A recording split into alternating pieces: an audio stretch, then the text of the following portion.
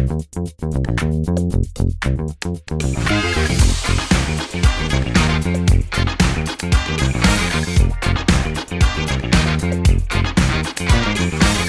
and welcome to Perfect Person, the call-in advice show about how to become the perfect version of yourself. I'm Miles Bonsignore, Webby-Award winner, and all-around perfect person. I've done all sorts of things in the podcast world, and now I'm sort of bravely setting out in a world that no one's really touched before, and it's podcasts. No one has made a podcast. No one's made podcasts. You really. won a Webby for one, but that was different. Well, as a Webby Award winner, I feel like I get sort of how podcasts are done in a way that a lot of people don't. You know how the sausage is made, and you're here to make your own sausage. I know how the sausage is made, and I'm ready to sort of tackle it with the charm and je ne sais quoi that only somebody like me could really give. Now, first of all, I think it's important that I tell you about me. Yeah, who are you? Thanks for asking me, Will. But so I'm 6'5". My name is Miles Bonsignore, born and bred. Born and bred in North Carolina, and I've always been sort of a silly boy. I sort of, you know what, I'm a little nervous, and here's why. Why? Because I'm sort of, this is the first episode, I have to prove to the listener that I'm worth a shit. Yeah, because you don't want people to be clicking off, going... People are going to click off. Right. And by the way, you're Will Witwer. Yeah, my name's Will Witwer. I am auditioning to be a permanent sidekick. Yeah. Currently, I sort of aspirationally a co-host of the show. That's right. But, you know, at the moment, I am sort of an intern, just sort of lower on the totem pole sort of character. Yeah, you're sidekick of the week. Sidekick of the week, exactly. And so what is the show? The show asks the question, how do you achieve your maximum potential? How do you get rich quick, but in terms of doing shit, not just getting cash? It's not just about cash. It's not just about cash. Folks, it's not just People about at cash. home are thinking, all the money is going to solve my problems. And as someone who doesn't have a lot of money, I'm saying that they won't. It sounds like you're kind of saying money would help you, though. Money would definitely help. Yeah. By the way, a lot of my problems I think would be fixed by money. But the show, I'm going to be taking calls, and I'm going to be asking people what their problems are, and I'm going to be fixing their problems. And I'm not a licensed therapist because I'm better than a licensed therapist. No license could contain the level of multitudes. And why do you think you're better than a therapist? Like, I don't want to sound like I'm doubting you. I just want, like, to explain to the audience, like, what exactly you think brings you more qualifications. Well, therapists only know shit about therapy. Right. And I know actually a lot of shit about a lot of different shit. Yes. And you are a perfect person. That's the premise of the show. Yeah. Is that you're here to spread advice, maybe with guests, maybe with just a sidekick. And I've made a career giving advice. That's true. And I think on multiple platforms, people know me for my advice. And people love how good it is. People love how good I is. And people, I actually think in a friend-to-friend, I've given you some good advice. That's true. And could you just sort of tell me what good advice I've given you? Recently you were harassing me for getting high too much. No, that's not true. I was wondering, it was the middle of the weekday. Not the weekday, sorry. It was the middle of the week. No, it was the middle of the week. It was like a 6 p.m., 7 p.m. Yeah. And I was wondering, should I take a little weed gummy? You were worried that you had been doing it too much. I had been doing it for a little bit, and I was wondering, should I take a weed gummy because I don't want to be somebody who gets stoned too much. Sometimes it makes you groggy, foggy, and lazy. And I was like, do I deserve a weed gummy? You know what? Let me call the biggest piece of shit stoner I know to ask if I've been getting stoned too often. And I called you, and you were 10 fucking buds deep into a whirlwind of pot smoke. Yeah, I was quite stoned when you FaceTimed me, and you could tell the moment that I answered the call. And so you immediately were like, oh, I can do this. This is normal. I made you feel like less of a weirdo by being... Yeah, and, you know, my parents might listen to this, and I just wanted to say I have a healthy and normal relationship with marijuana. That's all I'd like to say. And I appreciate... Currently taking a break. But this show isn't about you, but it's what it's really about is... I want the show to be impressive. How could it not be? I mean, you got a Webby-Award-Winning Podcast Producer, the most prestigious award. I mean, you won it in 2017, is that correct? Yeah, that's correct. 2017 Webby Award winner. From a fan vote. People's vote. People's vote. So not critics. But on the Webby, it did say Miles and the Try Guys. Yes, because you were the primary creative force. Because I was the primary creative force. And I also, by the way, I've, as you know, you're listening to this podcast now, I've had a series of several failed podcasts. Yeah. I mean, who hasn't, honestly? And by the way, we're going to take some calls a little bit later. I'm going to make some calls on my own. We're going to get to the people because the podcast is really, it's the people's podcast. Yes. This is for the people. You can participate actively in the show. That's correct. And you know, really it's about the people. I want to say, and I've actually often considered myself the people's choice. Wow. And why do you feel that you deserve like a People's Choice Award or whatever you just said? Handsy or like good with my hands. I didn't mean handsy. I mean I'm pretty good with my hands. Like I feel like I'm of the people. I was a barista for a while. I like have had a bunch of shitty ass jobs. That's true. You were not born with a silver spoon in thy mouth. No, but I do think that people think I'm like a ninny. Like I think people think that I am like exclusively a silly boy and that I don't have feelings. Wow. That's an insecurity of mine. Well, I think this is something that happens to people who do a lot of improv where they just constantly get their bits in and people are like, you are a robot. You're a bit robot. I worry that people think I'm a bit robot. And by the way, that's another thing, a reason I wanted to do this show is because I wanted to get real. But anyone who really knows you would know that you definitely have feelings and that you're like a sensitive, nice person. Yeah. Well, that's kind. But it's like, I feel like the people you're worried about are the people who are like your acquaintance, who they've only seen you just like doing the silliest bit in the world. And so the show wants to be on the cutting edge of comedy, but also about feelings. Kind of. I said this on one episode. We've recorded a couple of these, and I want to be somewhere in between like a sincere email and like a goofy banana, like the peanut butter jelly banana. Because there's a sincerity to the advice. A lot of the questions you need to answer sincerely, but also there's a budget version of that advice, correct? Oh, yeah, generally there's a budget version, yeah. Like if you don't have the cash to do the serious version, this one's going to get you there quick. Yeah, if you don't have the cash, we will give you the sash. And by the way, so there's a couple tactics I have because this is the first episode, and I want to endear myself to the audience. I want to sort of let them into my world a little bit to sort of manipulate the audience into liking me.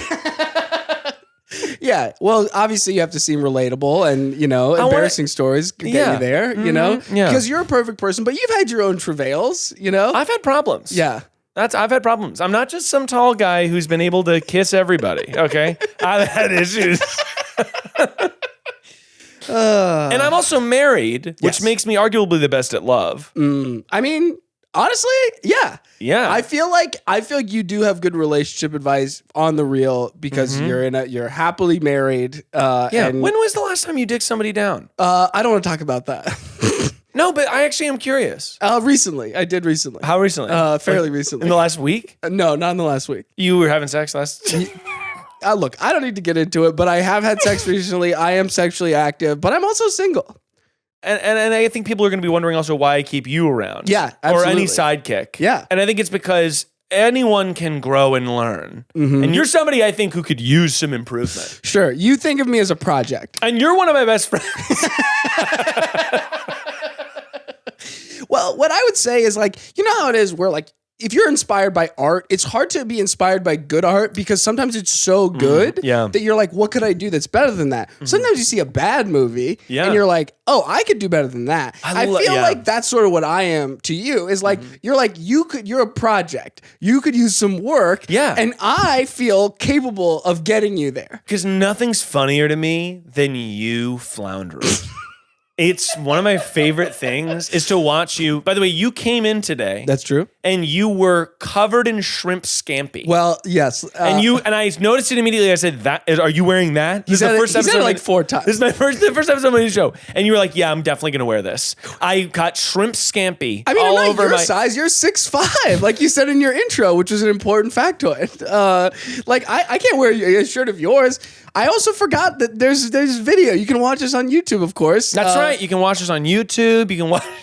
But I am covered in shrimp scampi. I had a messy scampi lunch. Yeah. You have the gravitas. Yeah. And I'm like the lowly sort of needs improvement stamp guy. That's right. Know? Yeah. Okay. The Google Voice number that you can call at any time. And by the way, I want people to call anytime, day or night.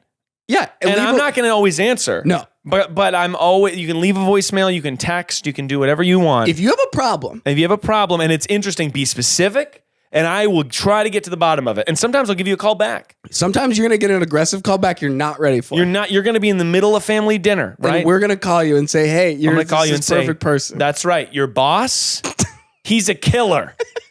And I think he did JFK. Yeah. And that's the kind of problem I'm looking for. Yeah, did my boss do JFK? And I mean, the answer is probably yes.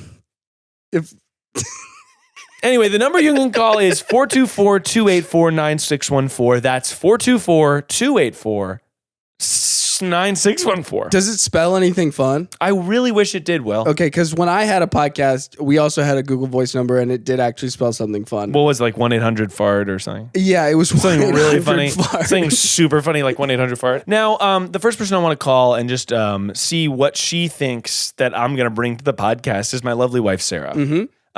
And I think that, without further ado, let's just give her a ring. Let's just give her a ring. Hello. Hi, honey. It's Miles. Hi. You're on Perfect Person, and I just wanted to let you know that I'm starting a podcast. Okay, what does that mean? Well, it's going to be a call and advice show, and I just wanted to call you and see if you had anything that you think that the audience should know about me, or just do you think I'd be doing a good job on the show and that kind of thing? I know it's hard because I think the funny thing would be to talk about how imperfect you are. For example, you don't know how to soak a dish for the life of you. God, I don't want to talk about the dish thing. Okay, but I won't do that. I know that. Okay, can we get to the bottom of the dish thing here? Okay, so no, I won't do that because I think you really are just the most wonderful person I've ever met. Oh, that's very sweet, honey. It's my first episode. What type of energy? Like, should I be sort of authoritative or kind of like teaching? No. Like you can't be authoritative. You can't mansplain. That's a really good point, babe. Yeah, that's a really good point.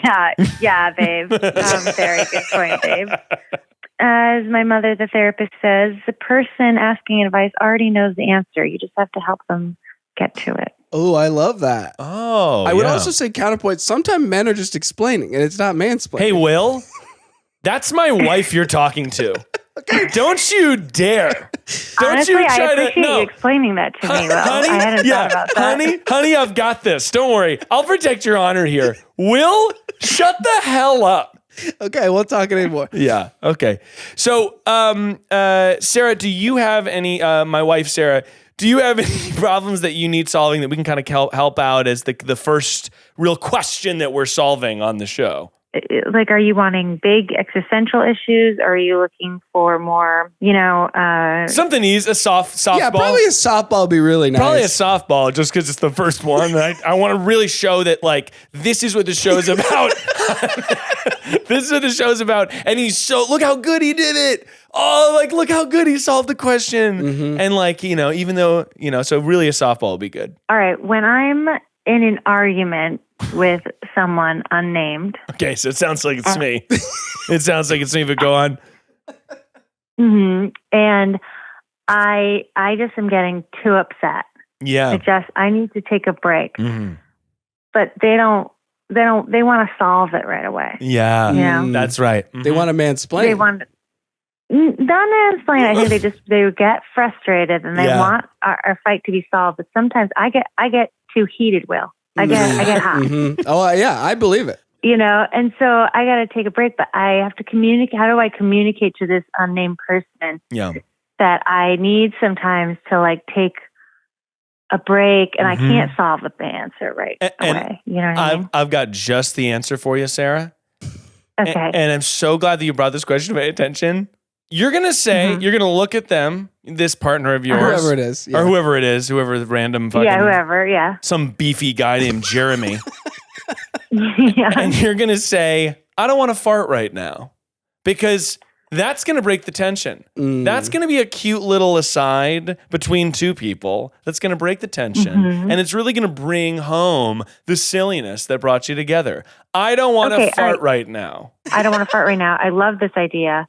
And it's very cute and funny is what if sometimes when you're too angry? We've tried this before too, but and Sarah and I have done this, but if the fight's getting real hot, you just ask if you can talk to their manager. Okay, so if I were to be like, Miles, why don't you and I play fight for a second? Okay. I didn't expect this, but yeah, for sure. You want it to be about... yeah, and Will, I want you to listen and watch. Okay, yeah, I want you to listen. Watching. This is how we're giving you real raw data about how couples argue, okay? This is good information for me. Okay, here we go. Yeah. Miles, I just like, you say you're going to soak the dishes, but you don't. And then at the end of the day, you keep not doing it, and I don't know how to reach you. Well, maybe if you'd scrub harder, then you would need to soak the dishes. Oh, God, now I'm hot. I am steaming right now. Okay. Sorry. Can I speak to your manager? Yes. Wow. And look at how nice that was. Look at how nice that resolution was. That was really nice. That was really good, Sarah. Yeah. But, honey, I do think that this has been really helpful. I think you gave us a good question to softball. The audience is lubed up. They're lubed. Okay, all right. But we should talk about this later. We should talk about this later? Yeah, I feel like there's an unresolved issue when I'm not so hot. Yeah. Yeah, okay, good. Okay, good. All right, love you. Bye. Right, bye. Wow. Perfect softball great opening. Question. Yeah. Just a great guest. Thanks for calling in, Sarah. I mean, you called her. Well, we called her. But I think it's now, there's no better time than now to really open up the phone lines. Yeah. You know? Absolutely. And to see what is going on with the people. Go. Hello, welcome to Perfect Person, the show where we're here to solve your needs and make them happen. What can I help you with? Hi. I thought that was a pre-recorded thing.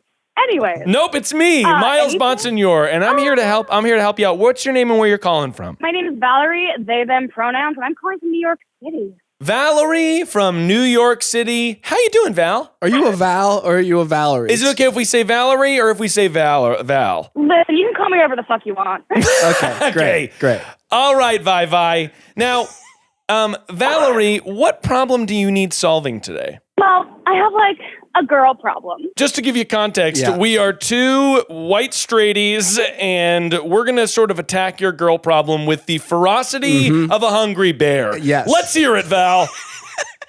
You know what? That's tight. All right, here it goes.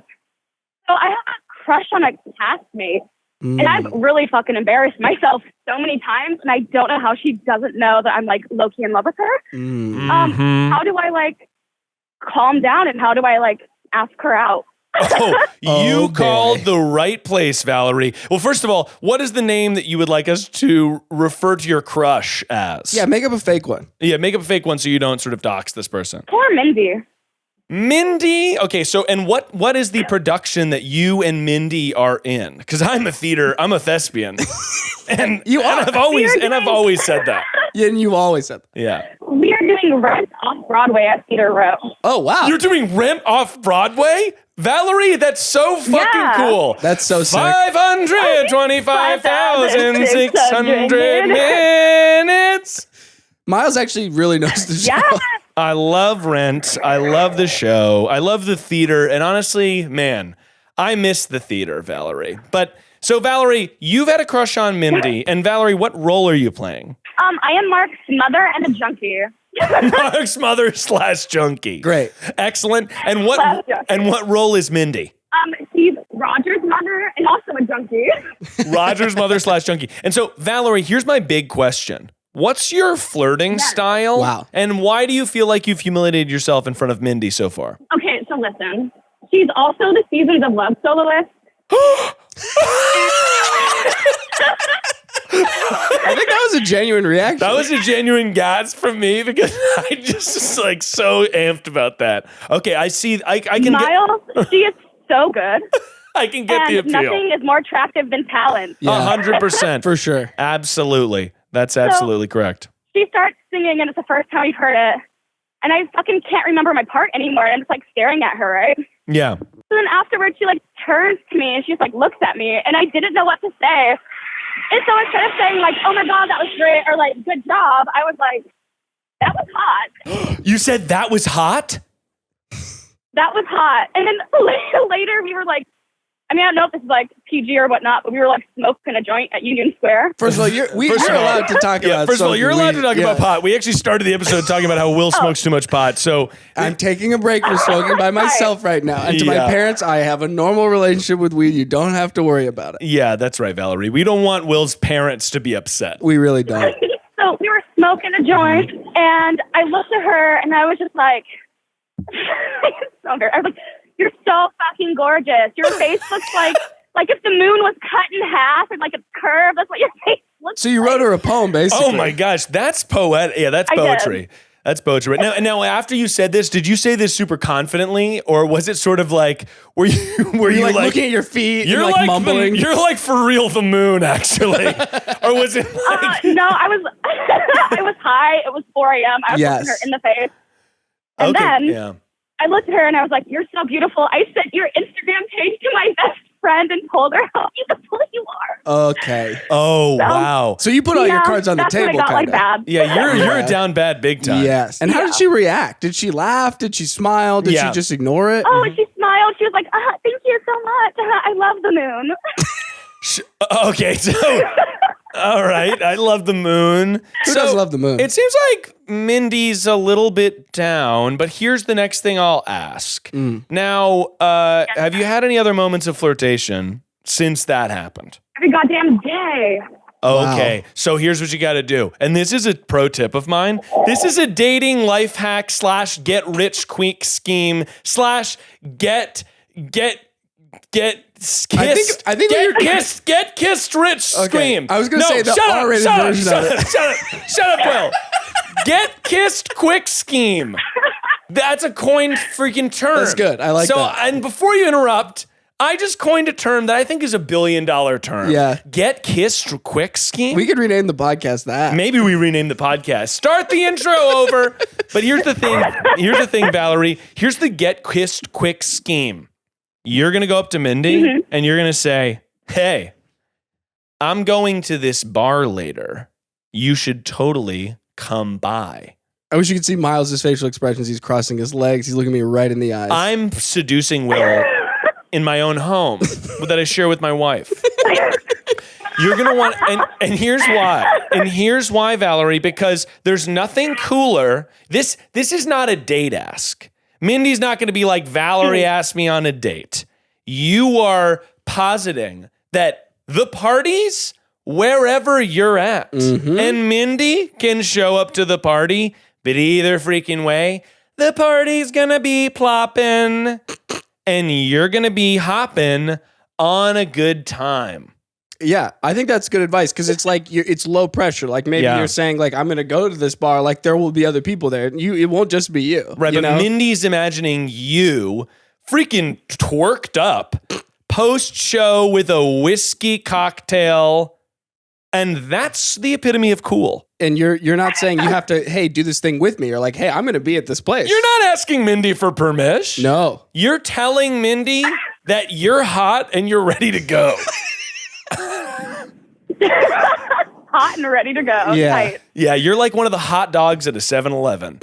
Well, I don't know that that's the best metaphor. Hot and ready to go. You can take those puppies to go. I mean, do you think that's the best hot dog? No, it's not a good hot dog. Okay. Nobody's wanting those hot dogs. So that's why I don't like the metaphor. The ones on like 2 rolling pins covered in sauce. that have been there for like 3 days. They've been there for way and too long. And they're crinkled up. Yeah, they're crusty somehow. And someone sneezed on them. Oh, yeah, absolutely. That's where the new variant of COVID came from. Yes. But Valerie, I think that's what you should do. And what are your thoughts on that? I'm not a very social person. And because of COVID, I don't really go out to bars. Totally. Yeah, I get that. It's tough to socialize. Now, what you could say, and here's actually, if you want to be a little bit more presumptuous, is you say... Sorry. That was my classic burp Miles moan. has burped into the mic, I think, in every podcast I've ever recorded with him. That's a true story. But it's because I'm letting it all out, Right. Will. I'm That's raw. true. I'm laying bare in front of the audience and Valerie, and I'm letting people into my world here. And if I burp into the microphone, it's because I love It's you. because you care. It's because I love you, Valerie. I love the audience. I love the culture. And here's the thing, Valerie. Here's the thing, Valerie. You could say, hey, I'm going to be having a cocktail at my house. You could. If you'd like to join me. But a soft version of that is me and my friends are hanging out at my house having a cocktail. Yeah. If you'd like to join us. Yep. I feel like there have been people who are like, after I got together with them, are like, I can't believe it took you this long to notice. And I was like, I wasn't sure. Yeah. So sometimes you just have to be overt, you know? But confidence Yes. is that special sauce. It really is. You know those pills when you go to a gas station that are like... Like the rhino pill. they're like, this is going to make you horny. That's Yeah. confidence. It really is. I feel like the real pill that you take when you go to a gas station is confidence. I love those pills. You take those? No. We should do an episode where we take them and then we take the off. rhino B vitamin things. I don't know what they do because they're not supposed to like give you a bone. No, they're not like Viagra. I have no I think idea. that they just they're like B vitamins and energy or something. Yeah. Right? I feel like it's more or less just a placebo, but that's the thing. Confidence can be a placebo. If you just confidently say, hey, I'm doing this thing, we want to come, like, Yeah. and you sort of imply that other people will be there, so it lowers the pressure on it a little bit. That's right. And then, like, she can say no, but she might say, hey, let's do it another time. You Will, know? I want you to most confident you can. Give me your confident, cool guy asking someone on a date. Okay, that's tough. For Let's me. go. And I want you to really just show Valerie what confidence looks like so they can see how to do it. Okay. Hit me, Will. Hey, so my friends and Miles is giving my friends are going to be at this bar later. I'd love it if you stop by. I think you're great. This is horrible. See, I'm not good at asking people out either, to be honest. Yeah, that was bad. And so, Valerie, I think that, yeah, you got to go with the confident cool. But another cool thing that I think was true with like, okay, I actually don't think it's weird if you ask somebody out and they say no, and then you're left with like knowing that person has said no. It's only weird if it's weird. Yes. And it's only weird if then you're embarrassed about that. But the truth is, there's nothing to be embarrassed about. Nothing to be embarrassed Because you know why, Valerie? You rock. You rock. You're a cool freaking, what'd you say your role was in the show? Junkie / You're a cool, junkie / Mark's mom. yeah, you're a cool freaking junkie / Mark's mom. And if, you know, Mindy doesn't want to hang out with you, that's fine. You know why? problem. Because you're the coolest person in the world, and it doesn't even matter what Mindy thinks. You ask somebody out, oh, you don't say no? That's actually fine, because I don't need you to be validated It'll about only myself. be weird if you feel that it's weird because it didn't work out the way you wanted. But if you can shrug it off, then she might actually think you're pretty cool. You know? Like, I feel like sometimes people come around. They go, oh, this person likes me. Right. And they don't seem bothered by the fact that I wasn't into them. I feel like people have come around on me specifically. Like, You feel like you've been in a situation where you're asking somebody out, they say absolutely not, get fucked, and then you sort of rise from the ashes. and I'm just like, okay, yeah, because I'm pretty chill about it. And then I feel like, yeah, yeah, I don't know. I don't want to get into this, but my one of my best friends is who I lost my virginity to, and I had a huge crush on her when I was like 15, and she knew, but she was not into it then. Anyway, so really, yeah. How much later was it that you lost your virginity? Like right after high school. Well, actually, we were in college, and, like from on winter break, and I was like, she was complaining like, "There's no one to hook up with," and I was like, "Well, and then she was like, okay. This reframes a lot, Will, because I feel like that's like the high school dream is that your crush then later in life realizes your worth. Yeah, and like we're still really good friends. Like I think she's a great person. Like it was not based on nothing, but like I just don't think it's crazy for people to change their mind either. Yeah, I agree. You know? Yeah. Anyway. So Valerie, does this help? Yeah, so I guess the advice is to take my fuck it pill and just casually ask. And then Take your fuck it pill, casually ask. Not casually ask on a date. Casually request that they could join you. Where you're hanging out. Yes. Because that's freaking cool and confident and fun. Yeah, because that's all you have to do. You don't have to say, "Hey, I want to play mini golf with you" or whatever. Well, you could do that. You could be like, I'm going to play mini golf. You play mini golf with me. That's a little weirder. If you're like, I'm going to be at the mini golf place and you can join me at the mini golf. I normally do one solo 18 par. And if she's not into it, whatever. So Valerie, we hope this has been helpful. And I'm so excited for, are you guys in production right now? Are you in pre-rehearsals? What's going on? We are in rehearsals. We open up the first weekend in July. Oh my gosh. Hey, that's so awesome. It really is. Have a great opening night. That's super exciting. And yeah, call back in. And thank you so much for your advice. Absolutely, Valerie. Call back in and update us if, I want to know. I want to know what happens. Call back and update leave a us. voicemail. You leave a voicemail updating us on how this all went. I shall. All right. Thank you. Thank you so much for calling in, Valerie. You have a fantastic day. Thank you as well. Have a great night. Bye. All right. Bye-bye. Wow. Fantastic first call. Absolutely fantastic first call. And you know what? We don't even have time to process what happened there because there's a second call coming inside the house and we're busy, okay? This is the Miles Nation call center and we're open for business. Second call. Hello. Welcome to Perfect Person. Thank you so much for calling in. What's your problem and where are you calling from today? Hello. I am calling from the East Coast. My problem is that I am staying with people who might be my in-laws in the future, but they are hosting me so I can work this opera gig, and it's kind of a get-to-know-you period, and I feel like I keep failing at, just those interactions and like getting to know them and making them like me.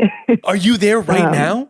Yeah, I am downstairs in my room right now. And that's why this is kind of muffled. That's why this is kind of muffled because they're upstairs right now and you're worried they're judging you. Mm-hmm. Here's what you're going to do. Yes. You're going to go back upstairs and you're going to freaking scream, "This is me, baby! You can freaking take me or leave me!"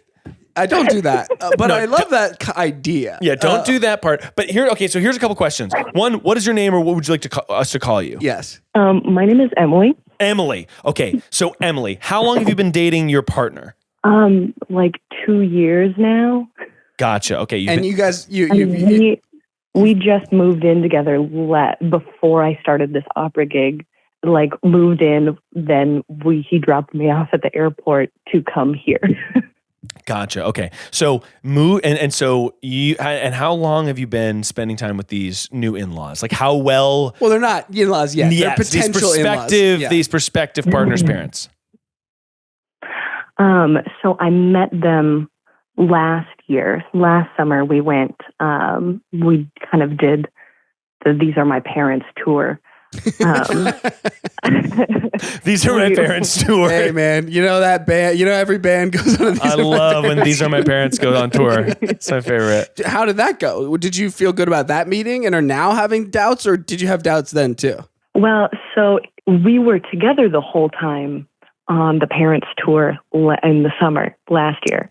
Now I'm just unsupervised. Oh no, I'm by myself. That's tough. That's really tough. Now, I want you to describe to us a moment where you felt judged by these prospective in-laws. They also have a 9.5-year-old kid, so I'm playing with the 9-year-old a lot of the time. And so that opens it up to a lot of, I feel quite foolish because I realize they're watching me be foolish. Right.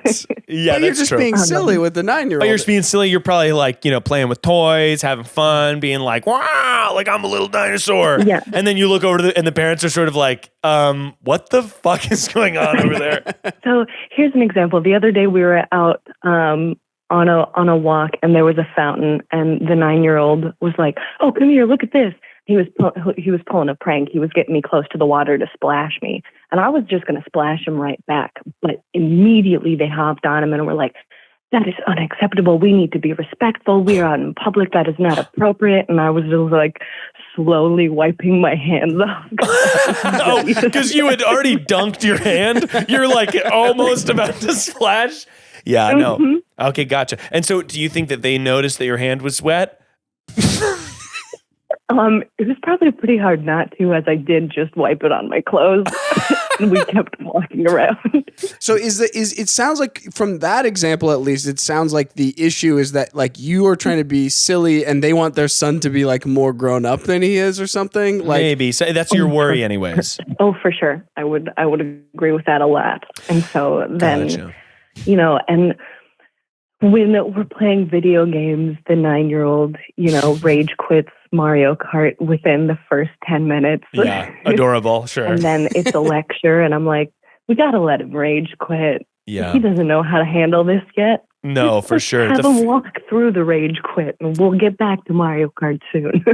Especially if it's freaking Koopa Kid, that guy cannot drive. But here... I'm going to share a story. Can I just say, fuck Baby Mario? Yeah, Baby Mario. Fuck Baby Mario. We're an anti-Baby Mario podcast. Grow up, Baby Mario. Hashtag grow up, Baby Mario. Hashtag grow up, Baby Mario. But so when I was in high school, I totally relate to this because I remember like I've met parents of the people I'm dating, and often it's very awkward. I'm very lucky now that like my wife's parents are both very, very sweet, and we got along immediately. However, when I was in high school and I met my girlfriend's parents, I was probably 17, 16. No, 16. Will, shut up. But I was 16. I was probably 16, and I went to my girlfriend at the time's house, and her father, this was probably like, we've been dating for like 3 months. Her father was cleaning a gun, a revolver, on the kitchen table. Oh, no. And Scary. this guy was like a huge dickhead, like a total fucking dickhead. He And was? If he I'm listens, shocked. yeah, I'm so shocked. By the way, are you shocked yet? And so try not to be shocked challenge, but he was cleaning a revolver. This guy was the biggest dickhead. And if he's listening, fuck you. And he's a big Miles Nation guy, though. Oh my God, he has all the merch and stuff. So he was cleaning a revolver, and I walked back, and literally my girlfriend at the time was just like, just ignore him, whatever. And I was like, oh, hi, like, how's it going? And he was like, hey, you ever shot one of these before? And my girlfriend at the time was just like, just don't pay attention to him, just keep going. And I was like, no. I'm gonna stop, and I'm gonna give this guy the attention that he's so demanding. And I was like, no, I never have. And he goes, all right, come with me on the back porch. They lived in like a pretty suburban neighborhood, and there was like a tree in the back. He gave me earplugs. He put the gun in my hand, and he had me fire it at a tree. And my girlfriend was in total horror. But this is like a total fucking mind game from this guy. Yeah. But here's what I will say. I played into his hand. I gave him exactly what he wanted, and he really liked me after that. And I think that's what you got to do with the potential in-law parents. If you play into their game, you give them exactly what they want. If they're, wanting you to be civil, whatever, just give them a little dose. Give them a little dose of exactly what they want, and it's going to go a long way. Then you can kind of be yourself for a while. But I think that for any of that stuff, be really attentive. Offer to do lots of things. Be interested in their interests for whatever reason. If this dad's into fucking what? Making wood furniture, just be like, look at this amazing chair I saw on Pinterest. Send it on over. If the mom's really into what? Diving? Yeah, sure. Be like, look at this diving video I found on Pinterest. Yeah. And diving, stereotypical mom interest. Yeah. Moms love high diving. My mom loves high diving. She watches the Olympics every freaking time. But I would say just fucking pander to the demographic. I think that's right. I haven't been in that many serious relationships. I've just been banging around. But what I will say first of all, Will, gross. Don't demean this podcast to be some sort of what about your sexcapades? No, Will's on here bragging. Will's on here slut shaming Will. I'm not slut shaming. Will's turning this into slander. Oh my God. He's turning this into freaking filth. All I'm saying perfect person podcast. Yeah. No, we stand sluts in this show. We absolutely do. But what I will say is that we love sluts. I mean, don't we love sluts? How much? I mean, here's a good question. At what point does saying that you love sluts become sleazy to becoming, because at first it's like, oh yeah, we don't want slut shame. We do love sluts. And if someone's really going on about how they love sluts, maybe they're not, they don't have their head in the right place. Probably that's not the conversation to have with the parents. No, don't tell your parents. No. Don't tell the parents. Don't tell the parents about slut rights, okay? We got to stay away from the slut rights conversation. We do have to legalize, though. Hashtag slut rights. Hashtag legalize slut. What I will say, though, is you really do just have to take a genuine interest, meet them where they want to meet you. Yeah. And like, it doesn't sound like they're so unfriendly. It sounds like you're self-conscious and you want to play with the 9-year-old, but you feel like they want him to be older. And like, you just sort of have to sort of go along with the rubric they're setting up for you and then find ways to weave yourself in. Damn right. Maybe teach this kid opera, you know? Maybe teach this kid a lesson. Side note, I did sing opera for this kid, and he was like, "You should be arrested for being too loud." Oh yeah. Well, children are not going to enjoy the opera. Children would rather play Minecraft or something. They're not don't trying let to go to the opera. Don't let this kid opera shame you. Absolutely not. We would never shame opera sluts. We love sluts and we love opera. But well, how's that for a t-shirt? I love sluts plus opera. But anyway, we hope this has been helpful for you because it's really been helpful for us. But what I was going to say though before is that it has really been because we've discovered our pro slut platform. But that's what this show is all about. You know, it's about pro sluts, anti-baby Mario. Yes, definitely. You know, covered all bases. And the show really is, you know, as we give advice, we become wiser. It's just like it's like freaking. It's almost like we're learning. It's like fucking Mewtwo or some shit, where he gets more powerful when he absorbs the Pokemon. Great metaphor. What I will say though is that the like every time I have met parents, I fucking kill it because I'm just a chatty Cathy, and I genuinely take an interest in them, and they're clearly like, this guy's not a threat. He's not going to hurt my daughter. You know, they're like, this guy's weak. You know, whatever they want to think. But like, all you have to do, loser. He's like lame. He sucks. He's sort of not. Well, no, they like me. I'm telling you, they like me. I'm telling you, he has shrimp scampi all over his shirt. Well, that's just right now. But all I'm saying is, if you take a genuine interest in stuff they're interested in, like you can forge a connection. It is sort of artificial and weird and you don't have your boyfriend there as a buffer or for him to like reframe a conversation or whatever. But you know, that's you can do it. Just take a genuine interest in their lives and just, you know, you got this. Oh, thank you so much. It means a lot. So far, my boyfriend's just saying that I'm accidentally sabotaging him because I tell him everything. No. And then he's like, "You said what? No, don't say that. Don't let him tell you that. Don't let him walk all over you. You're doing great. You're doing really good. You're doing everything that you can. It's really hard, by the way. It is hard. It's a tough thing, but you're doing your best, and that's all that matters. Without the buffer, I have never been in that situation where I'm just like hanging out in the house. No, that's totally weird. It's weird. Your boyfriend left you stranded on an island, and now you got to use the tools to freaking find a raft. She's not stranded. She's singing opera. It was a big career move, but also we were like, we were thinking logistics and not the interpersonal labyrinth we set you in. For sure. No, I totally get that. Well, thank you so much for calling in. You have a fantastic day, and hey, good luck with the parents upstairs. Thank you so much. Absolutely. Have a great night. Do you have any fun facts about the audience you'd like to know? Like today at work, somebody asked me, I don't know anything about Miles' life. And I said, well, yeah, he is uncircumcised. That's just a fun fact. Yeah, that's sort of a personal detail. I don't even know why I know that. You know, I am uncircumcised. I think it's a weird thing we do. People say there's hygienic reasons, but it doesn't make any sense. No, the hygienic reasons is like just not trusting boys to clean their force. And it's like, how hard can it really be? I'm definitely not going to have you saying force in the episode. Okay, well, I'm going to cut it. Okay. I'm going to bleep it and I'm going to repeat it 10 times. I'm just saying, I just think that people should know things about you. You're 6'5", you're uncircumcised. I actually there's a lot of things that people don't know about me. And I think the first episode's as good a place as any. Yeah, that's what I'm saying. Like anything that you feel like qualifies to give you advice or something people wouldn't expect about you. Again, you're uncircumcised, you're tall. Right. I have a big titanium plate in my shoulder. Yeah, that is crazy. With 4 screws because I fell off a slack line when I was like 13. Wow. And I fell off a slack line and it broke in such a way I had to get a plate. I think people also don't expect, I mean, this is, you know, couple things you wouldn't expect about Miles. I'm a gamer. Yeah. Well, yeah, you are a big gamer, and the audience doesn't really. The audience doesn't respect me for being a gamer. In fact, some people are tuning out as we speak because I even said the word gamer. The wrong target demo. I grew up on what I didn't know was a farm until I went to college, and people were like, "You grew up on a fucking farm, dude." We had chickens, we had horses, we had pigeons. At one point, I had a rabbit. One of the horses got struck by lightning, and the other one went insane. The chickens chickens kept getting eaten by foxes. My dad tried to train the pigeons to be homing pigeons. How'd that go? It went okay, but then some of them just every once in a while they wouldn't come back, and then we ran out of pigeons. So that was kind of cool.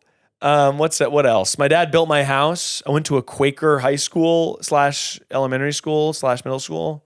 Yeah. And that's sort of an interesting thing. I think that is actually very interesting. Although I don't know that people have context for what that really means. But we don't have to get into it. We can take more calls. I just wanted to let the people know that you're uncircumcised.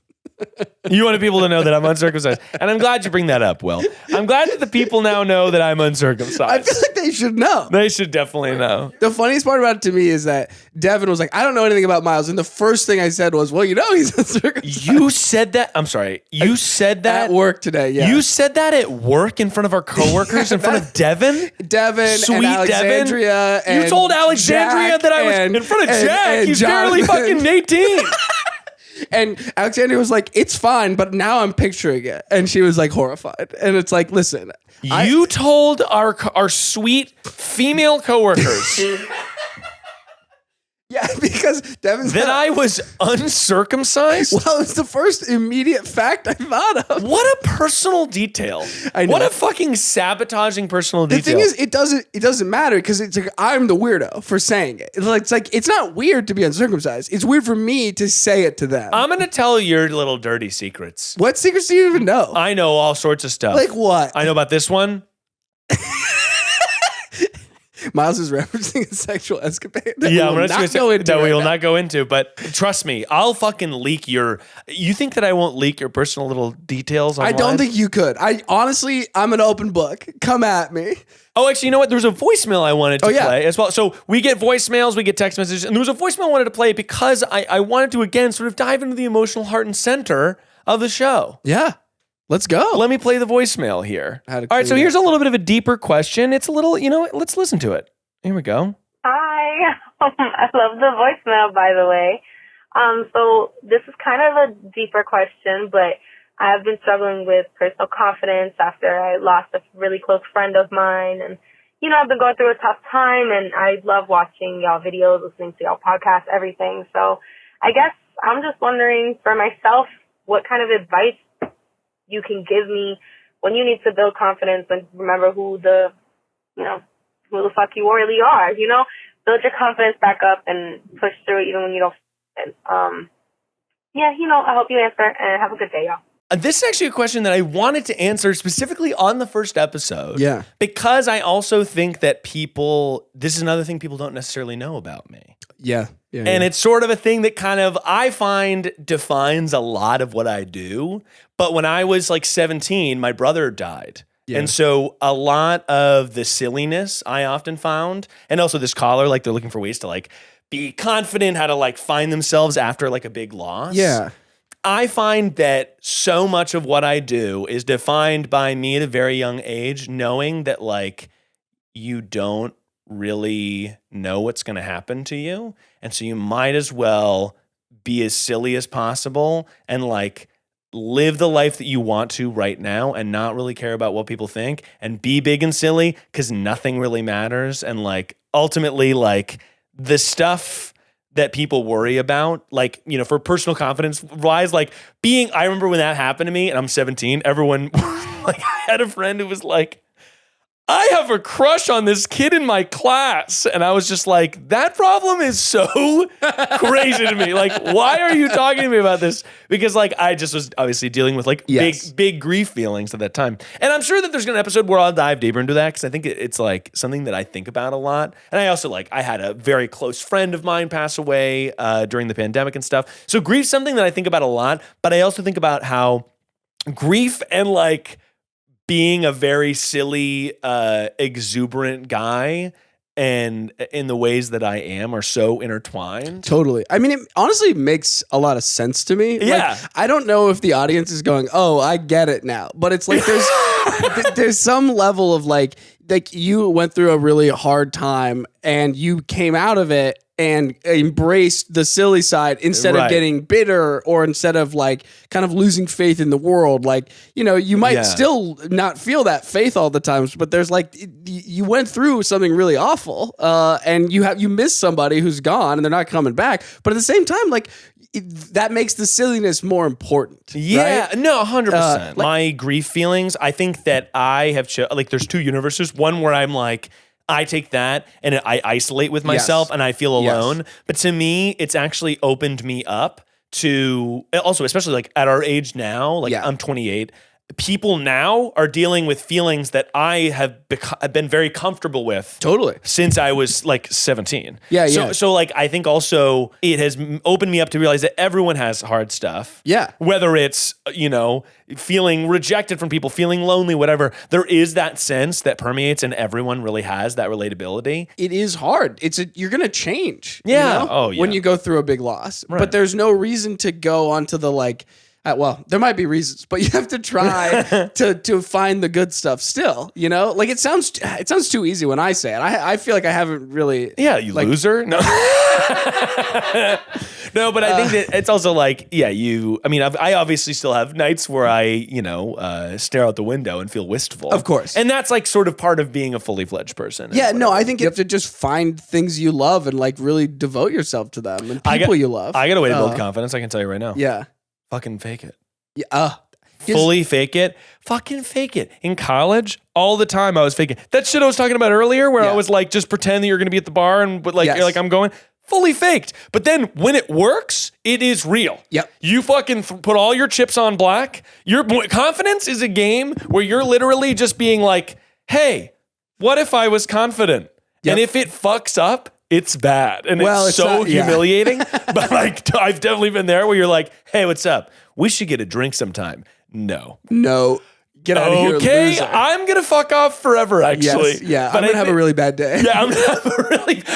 Because it's so humiliating to just like, then you're like, oh my God, I want to die. Anyway, voicemailer, that's our advice to you. Yeah, we're sorry. And I'm sorry for your loss. It gets easier as you go, and talk about that person because that's also a thing that helps. Yeah, I think that's it's a fascinating thing. It's something I learned about you like after we worked together for a while, and I was like totally surprised because I think because I don't talk about it generally. No. But also it's because it's something that is so ingrained in my personality that I think about all the time. Yeah, and I think when I do think that one of the reasons I wanted to talk about it in the first episode, which hey. What's up? But I do think that it helps provide context for the perfection that I'm sort of just giving. You know what I mean? Mm-hmm. It helps sort of give you a how-to guide into my wisdom. Yes. And, great sages go through trials and tribulations. Well, it's about the time in the show where we get real. Now, sometimes shows have an intimate moment. Sometimes they don't. So I thought that we would kind of force an intimate moment at the end of every episode in a segment that we're calling Get Real. Here's to you, Queen, wearing a crown. You are seen. So we got to listen to the ad first, and then we'll get into the... Really good. I love... This is all going in the episode, though. Yeah, for sure, making it in. I'm just... it's just important to have a... This is... if you're looking for this song on YouTube, it's called Sad Piano Music, This Will Make You Cry. Saddest piano and violin ever. Exclamation point. All right, well... When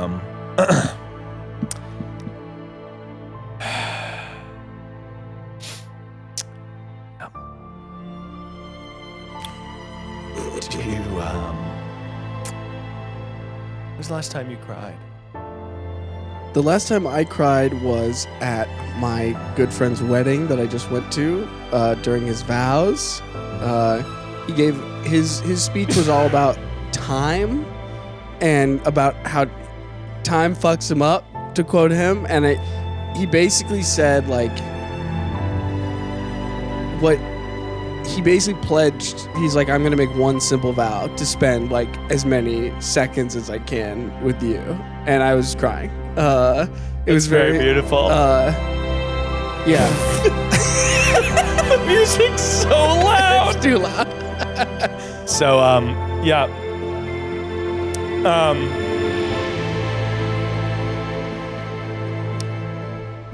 Do you think you're a beautiful person? Not really. I think you're a beautiful person, Will. Thank you. It's honestly like, I don't know. It's hard to explain, but like, I think a lot of times people like me more than I like myself, you know? That's not even a joke. You're laughing, but it's not. It's like, it sounds fake, but it's just like. No, I struggle with that too. I often feel like I put on a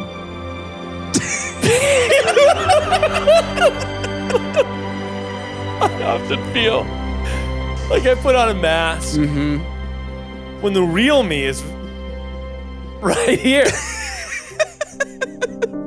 But I think it can be hard. It can be hard to be a big goofball. Yeah, it can be. Do you think there's a God or? If I don't believe that there's like a white-haired guy who looks like a human, you know? But I'm open to the idea of some sort of spiritual undergirding of the universe. Like a little guy with horns? Yeah, no. No. But it's like, and when people talk about like the afterlife, I'm like, I'm gonna be preserved. Me, who's covered in shrimp scampi. I'm like I go to heaven, and I'm like, I'm just this guy. That sucks, man. Well, you know, I asked a girl I was dating once who really loved God. Not for me, God. Yeah. But I was like, well, I think that it's kind of fucked up that people are so loud. It just gets louder. I was like, I think it's kind of fucked up that like people are dying all over the place, like kids have cancer and stuff. How do you know? So if I was at the end and it's like there's a God, then I'm like, what the fuck? And she was like, well, then he would understand your anger. Great. Well, so I was like, that's kind of dope. Yeah, I mean, it's a cool idea. I get that, but like, I don't know. I've said this before, but I think it's just like some fucking guy. Just some guy. Yeah, like he doesn't have control over anything. He's like fucking, you know, clocking in, doing his best, putting beakers together. And he's like, fuck, there's a tsunami? That sucks. Like, I don't know what to do about that. So God is like this incompetent lab technician. Yeah, and he's like, fucking shit, I forgot to take the shit out of the microwave. Now that's a God I can get into. No, exactly. Okay, we hit the other ad. So that's going to do it for our first episode of Perfect Person. Thank you so much to everybody who's listened to the first episode. You know, like and subscribe to all the stuff. If you want to subscribe on Apple Podcasts or Spotify or wherever you get your podcasts, it really helps to turn on automatic downloads. Leave a review as well. Leave a review with your, conundrums, and we will solve a bunch of them on the show. It really helps to leave reviews for the show. And it doesn't have to be 5 stars, but like... It should be 5 stars, actually. I would also say... If you like the show, tell your friends. Please tell your friends. It really does help. This is an independent show. This is an independent show, not affiliated with like my other work and stuff like that. So we're kind of trying to build it from the ground up. That being said, if you work at a podcast company and you want to sign on the show, that would be nice and cool. Call us with cash. Callmewithcash.com. Tweet about the show and all that kind of stuff. I don't know if I'm going to have social accounts for the show. I haven't really decided yet. But either way, I do appreciate everyone listening and everyone who called and stuff like that. As always, you can call at 424-284-9614. And you can go to perfectperson.me if you want more info about the show and all that kind of stuff. Anything else I forgot to cover? You can follow me at Witwer. So thanks so much for listening to the show. Now you can follow Will at W. But Witwer. what I would also say though is it too much to ask for you to tell 5 friends about the show? Is that too much? God, like when you say it, it's like pathetic. Why am I not when allowed I say it, it's cool and somehow good. I disagree. Get out there and be perfect. Then we'll end the show there. Yeah, great.